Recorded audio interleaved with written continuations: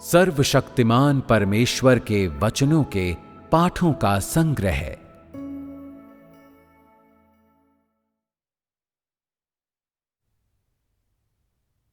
संपूर्ण ब्रह्मांड के लिए परमेश्वर के वचनों के रहस्य की व्याख्या। अध्याय 20।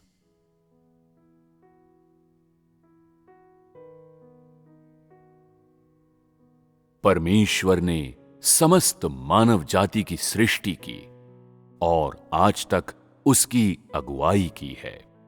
इसलिए वो इंसान के साथ घटने वाली हर घटना के बारे में जानता है। वो इंसान की कटुता और माधुर्य को जानता और समझता है। इसलिए प्रत्येक दिन वो मनुष्य की जीवन स्थितियों का वर्णन करता है। इतना ही नहीं, वो इंसान की दुर्बलता और भ्रष्टता से भी निपटता है। परमेश्वर की इच्छा ये नहीं है कि तमाम लोगों को अथाह कुंड में डाल दिया जाए या समूची मानव जाति को बचा लिया जाए। परमेश्वर के कार्यकलापों का हमेशा एक सिद्धांत होता है। फिर भी वो जो कुछ करता है उस सब की व्यवस्थाओं को कोई समझ नहीं पाता।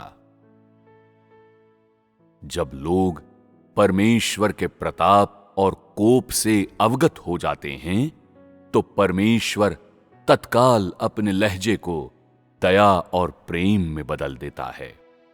लेकिन जब लोग परमेश्वर की दया और प्रेम को भी जानने लगते हैं तो वो एक बार फिर अपना लहजा बदल देता है और अपने वचनों को अबूझ बना देता है। परमेश्वर के सभी वचनों में आरंभ कभी दोहराया नहीं गया है और न ही कभी उसका कोई वचन बीते कल के कथनों के सिद्धांत के अनुसार बोला गया है। यहां तक कि लहजा भी एक सा नहीं होता, न ही विषय वस्तु में कोई मेल होता है। इस सब से लोग और भी अधिक भ्रमित हो जाते हैं। ये परमेश्वर की बुद्धिमत्ता और उसके स्वभाव का प्रकटीकरण है। वो अपने लहजे और शैली का उपयोग लोगों की धारणाओं को छिन्न भिन्न करने के लिए करता है ताकि शैतान को भ्रमित कर सके, शैतान से परमेश्वर के कर्मों को विषाक्त बनाने का अवसर छीन सके। परमेश्वर के कार्यकलापों की चमत्कारिकता के कारण लोगों का मन परमेश्वर के वचनों से विचलित हो जाता है। वे स्वयं अपना अग्रद्वार मुश्किल से खोज पाते हैं और ये भी नहीं जानते कि उन्हें कब भोजन या विश्राम करना है। इस प्रकार वे परमेश्वर के लिए नींद और भोजन का त्याग करने की स्थिति में पहुंच जाते हैं। फिर भी परमेश्वर वर्तमान परिस्थितियों से असंतुष्ट ही रहता है और हमेशा मनुष्य से नाराज रहता है। उसे बाध्य करता है कि वो उसे अपना सच्चा हृदय प्रस्तुत करे। यदि परमेश्वर ऐसा न करे तो परमेश्वर ज्यों ही जरा सी उदारता दिखाएगा, लोग तुरंत आज्ञा पालन करेंगे और शिथिल पड़ जाएंगे। यही मनुष्य की नीचता है। उसे बहलाया फुसलाया नहीं जा सकता, बल्कि गतिमान रखने के लिए उसे पीटा या घसीटा जाना चाहिए। मैं जिन्हें देखता हूं उन सब में से किसी ने भी समझते बूझते और प्रत्यक्ष रूप से कभी मेरी खोज नहीं की है।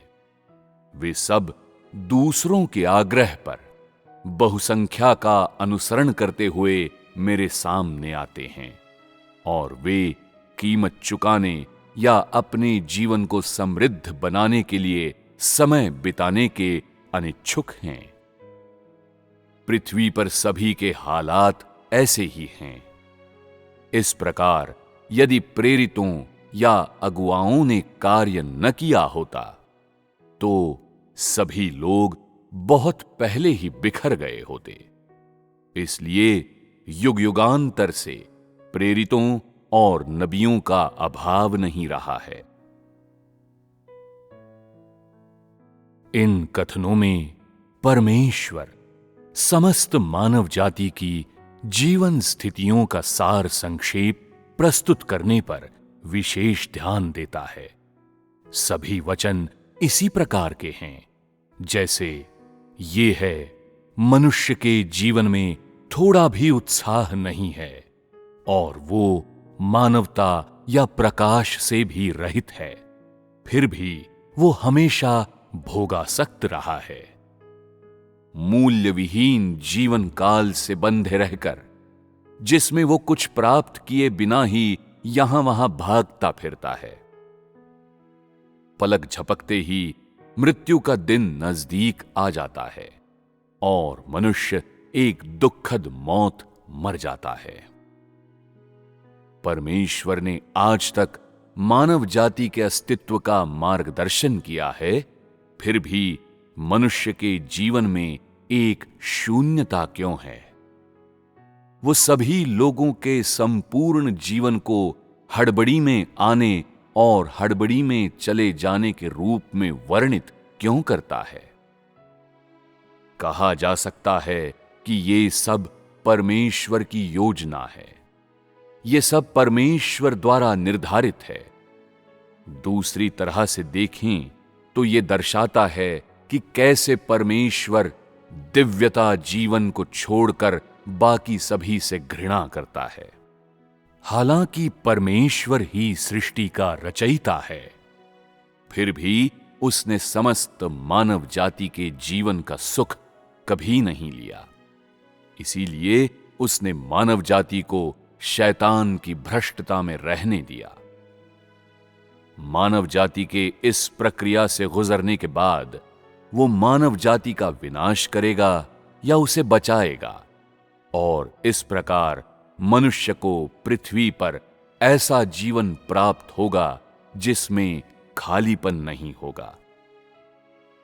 ये सब परमेश्वर की योजना का ही एक भाग है।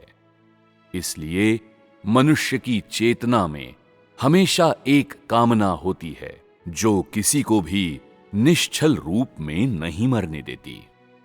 लेकिन जो अंत के दिनों के लोग होते हैं, उनकी ये कामना पूरी हो जाती है।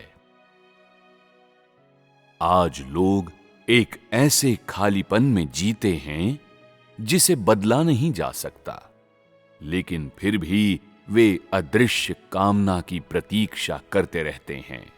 जब मैं अपने हाथों से अपना चेहरा ढक लेता हूं और लोगों को नीचे जमीन में धंसा देता हूं, उन्हें तत्काल सांस घुटती महसूस होती है और वे मुश्किल से ही जीवित रह पाते हैं।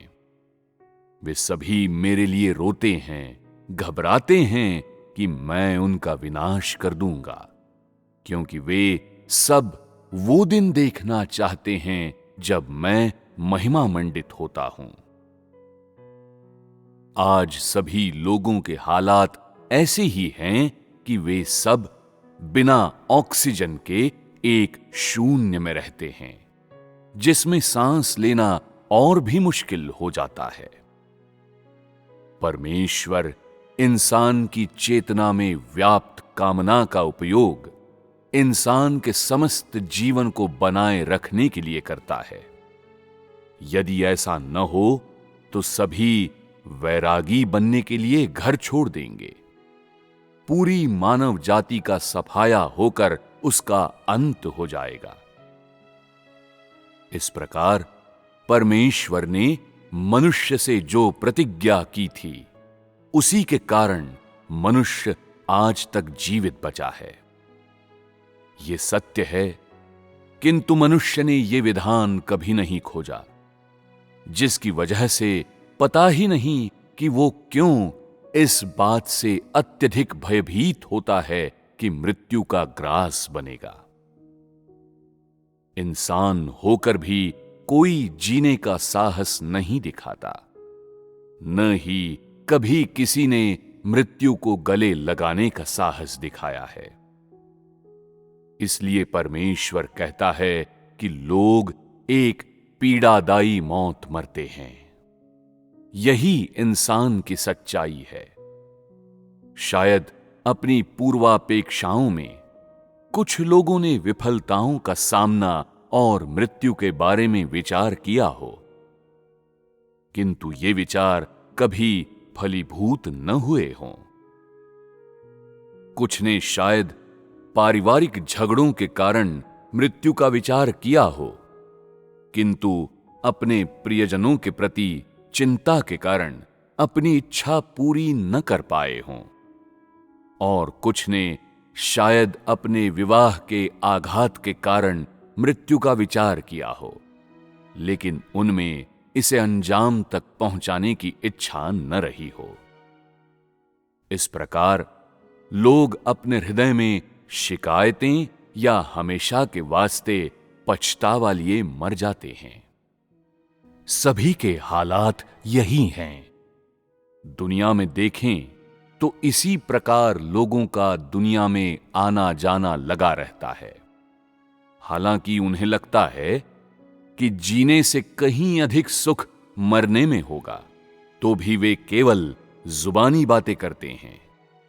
कभी किसी ने मरने के बाद वापस आकर और जीवित लोगों को यह बताकर कि मृत्यु सुख कैसे प्राप्त करें, दूसरों के लिए उदाहरण प्रस्तुत नहीं किया है। लोग घृणास्पद होते हैं। उनमें कोई शर्म या आत्मसम्मान नहीं होता। वे हमेशा अपनी बात से मुकर जाते हैं।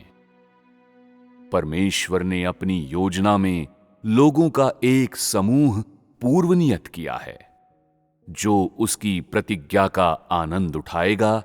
और इसलिए परमेश्वर कहता है, बहुतों ने दैहिक जीवन जिया, बहुतों ने पुनर्जन्म लिया, परंतु उनमें से किसी को भी आज राज्य के आशीषों का आनंद उठाने का अवसर नहीं मिला।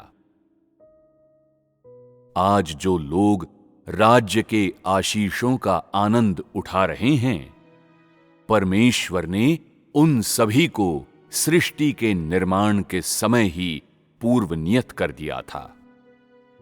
परमेश्वर ने अंत के दिनों में इन आत्माओं के लिए देह में रहने की व्यवस्था की। अंततः परमेश्वर लोगों के इस समूह को प्राप्त करेगा और उनके लिए सिनिम में रहने की व्यवस्था करेगा। चूंकि सार में इन लोगों की आत्माएं स्वर्गदूत हैं, इसलिए परमेश्वर कहता है, क्या मनुष्य की आत्मा में सचमुच कभी मेरा कोई अवशेष नहीं रहा है? वास्तव में जब लोग देह में रहते हैं, तब वे आध्यात्मिक मामलों से अनजान रहते हैं। इन सीधे सादे वचनों से मनुष्य चौकन्नी नजरों से मुझे देखता है। परमेश्वर की मनोदशा देखी जा सकती है। इन सीधे सरल वचनों से परमेश्वर की जटिल मनोवृत्ति व्यक्त होती है।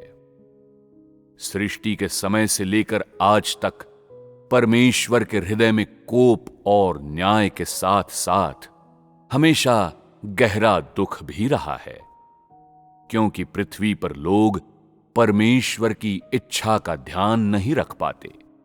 ठीक वैसे ही जैसे कि परमेश्वर कहता है, मनुष्य पहाड़ी बनेले के समान है, किंतु परमेश्वर ये भी कहता है, वो दिन आएगा जब मनुष्य शक्तिशाली महासागर में तैरकर मेरी तरफ आ जाएगा, ताकि वो पृथ्वी पर सकल संपदा का आनंद उठाए और समुद्र के द्वारा निगले जाने का जोखिम पीछे छोड़ दे। ये परमेश्वर की इच्छा का संपन्न होना है और इसे अवश्यम भावी प्रवृत्ति के रूप में भी वर्णित किया जा सकता है और ये परमेश्वर के कार्य के संपन्न होने का प्रतीक है। जब राज्य पृथ्वी पर पूर्ण रूप से उतरेगा, तब सभी लोग अपने मूल स्वरूप में आ जाएंगे। इस प्रकार परमेश्वर कहता है, मैं ऊपर अपने सिंहासन से आनंदित होता हूं और मैं तारों के बीच रहता हूं। स्वर्गदूत मेरे लिए नए नए गीत और नए नए नृत्य प्रस्तुत करते हैं। अब उनके चेहरों से उनकी क्षणभंगुरता के कारण आंसू नहीं छलकते। अब मुझे स्वर्गदूतों के रोने की आवाज नहीं सुनाई देती और अब कोई मुझसे कठिनाइयों की शिकायत नहीं करता। यह दर्शाता है कि जिस दिन परमेश्वर संपूर्ण महिमा प्राप्त करता है, उसी दिन मनुष्य भी विश्राम करता है। शैतान के उपद्रव के कारण लोग अब दौड़ भाग नहीं करते। संसार का आगे बढ़ना रुक जाता है और लोग शांति से रहते हैं, क्योंकि आसमान में अनगिनत तारे नए हो जाते हैं। सूर्य, चंद्रमा, तारे इत्यादि, स्वर्ग और पृथ्वी पर सारे पहाड़ और नदियां सब बदल जाते हैं।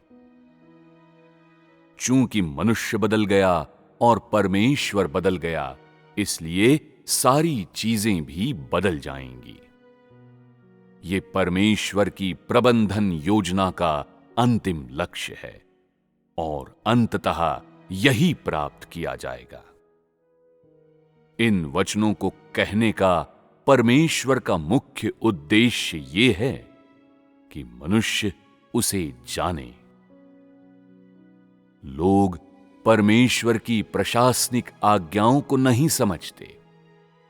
परमेश्वर जो करता है वो सब स्वयं परमेश्वर द्वारा आयोजित और व्यवस्थित किया जाता है और परमेश्वर किसी को हस्तक्षेप नहीं करने देता, बल्कि वो लोगों को वो सब दिखाता है जो उसने व्यवस्थित किया है और जिसे मनुष्य पा नहीं सकता।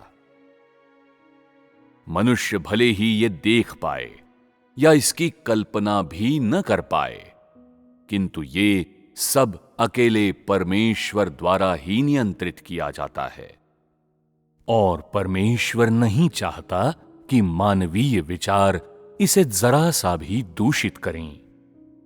इसमें थोड़ा सा भी भाग लेने वाले को परमेश्वर बिल्कुल क्षमा नहीं करेगा। परमेश्वर वो परमेश्वर है जिसे मनुष्य से ईर्ष्या है और लगता है विशेष रूप से परमेश्वर का आत्मा इस संबंध में बहुत संवेदनशील है। इसलिए अगर कोई थोड़ा सा भी हस्तक्षेप करने का इरादा रखता है, तो वो तत्काल परमेश्वर की जला देने वाली लपटों से घिर जाएगा जो उसे भस्म कर देंगी।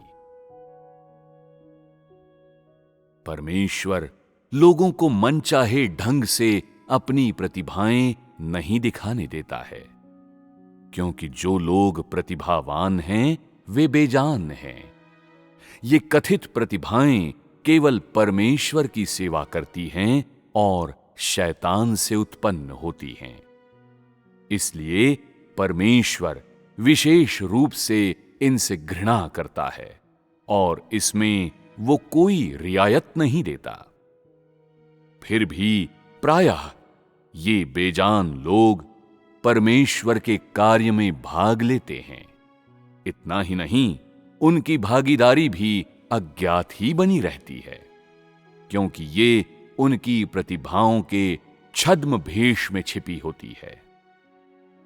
जो प्रतिभावान हैं वे युग युगांतर से कभी दृढ़ता से खड़े नहीं रहे, क्योंकि वे बेजान हैं। इसलिए उनमें प्रतिरोध की कोई शक्ति नहीं होती। इस प्रकार परमेश्वर कहता है, यदि मैं स्पष्ट रूप से न कहूं तो मनुष्य कभी अपने होश में नहीं आएगा और न चाहकर भी मेरी ताड़ना का भागी बनेगा, क्योंकि मनुष्य मुझे मेरी देह में नहीं जानता है। हाड़ मांस के सभी लोगों का मार्गदर्शन परमेश्वर ही करता है, फिर भी वे शैतान की दासता में रहते हैं। इसलिए लोगों का आपसी संबंध कभी सामान्य नहीं रहा, फिर चाहे ये काम वासना के कारण हो, श्रद्धा या उनके परिवेश की व्यवस्थाओं के कारण हो। परमेश्वर ऐसे असामान्य संबंधों से बेहद घृणा करता है। ऐसे संबंधों की वजह से ही परमेश्वर के मुख से ऐसे वचन निकलते हैं, मैं ऐसे जीवित प्राणी चाहता हूं जो जीवन से भरपूर हों, ऐसे शव नहीं जो मृत्यु में निमग्न हैं। जब मैं राज्य के पटल पर पीठ टिकाता हूं, तभी मैं पृथ्वी पर सभी लोगों को मेरा निरीक्षण स्वीकार करने की आज्ञा दूंगा। जब परमेश्वर समूचे ब्रह्मांड के ऊपर होता है, तो वो हर दिन हाड़ मांस के लोगों के हर एक कार्यकलाप पर नजर रखता है और उनमें से कभी किसी को अनदेखा नहीं किया है। ये परमेश्वर के कर्म हैं। इसलिए मैं सभी लोगों से आग्रह करता हूं कि वे अपने विचारों, भावों और कार्यकलापों की जांच पड़ताल करें। मैं ये नहीं कहता कि तुम परमेश्वर के लिए शर्म की निशानी बनो, बल्कि परमेश्वर की महिमा की अभिव्यक्ति बनो। अपने सभी कार्यकलापों, वचनों और जीवन में तुम शैतान के उपहास के पात्र मत बनो। सभी लोगों से परमेश्वर यही अपेक्षा करता है।